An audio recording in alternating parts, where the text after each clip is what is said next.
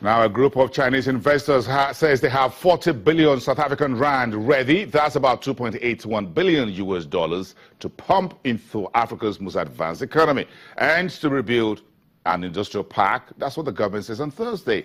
The South African Trade Ministry said a consortium of Chinese investors led by Hong Kong's Mining Exchange will invest in power, pig iron, and steel plants, amongst other commodities, in the Musina-Makhado Special Zone in the Limpopo province. That's near the border with Zimbabwe.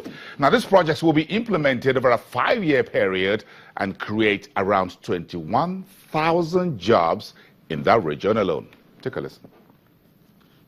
Okay, so the money coming in from from the Chinese to the South Africans. But let's get back at home. We're wrapping up the trading week here in Nigeria, and the debt market had been a lot of activities this week. No thanks to the Debt Management Office debt auction for July that was held in the middle of the week. Let's spend about a minute with the fixed income dealer at Access Bank, Gbenga Sonaike. Thank you, Gbenga. How's the day been so far?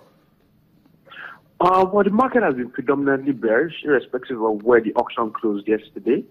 What we've continued to see is sell-off friendly sentiments, basically on the longer of the curve, as in the bond market. This has generally been fueled by rumors concerning further results of further devaluation in the FX market. So that has led to a bit of sell-off, and also concerning the liquidity scenario. So we've seen sell-off in the bond market today, but the fixed income market has status quo. There's not been much activity, just a bit of intraday activities, nothing much there.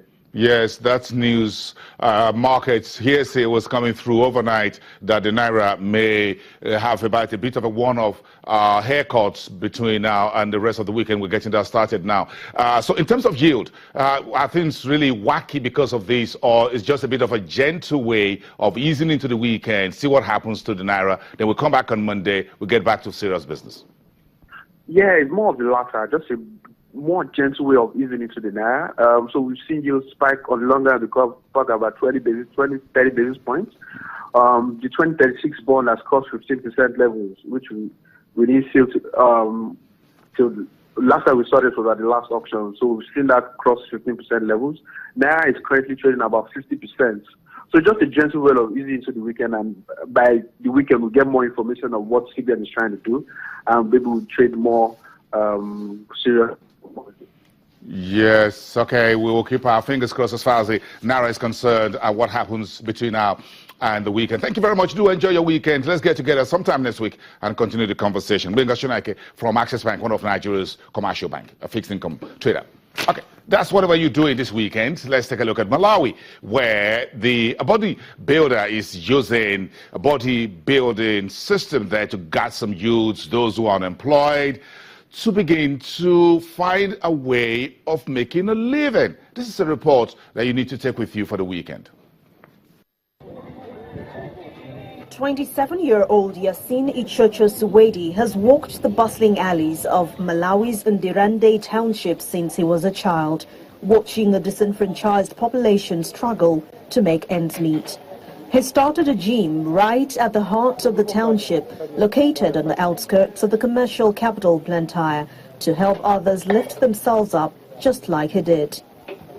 Ichocho, a bouncer and professional bodybuilder, dropped out of school and spent some time on the streets as a teenager before he turned his frustration to strength training.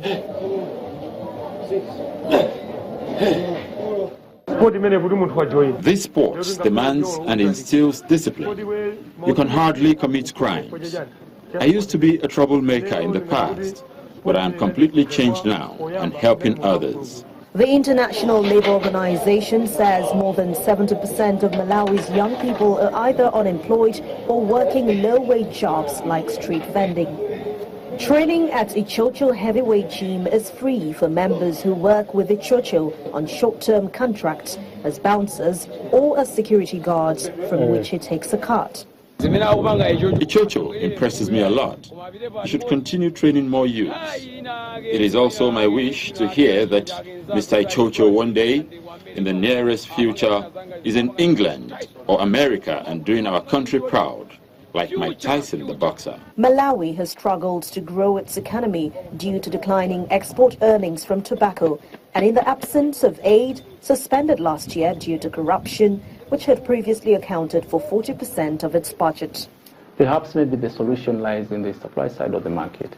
And also we need to look at how we can soften the conditions that are attached to the credits that are provided to those that are looking for small loans, micro, small, so that those that are not working can start something else other than just expecting to get a job elsewhere.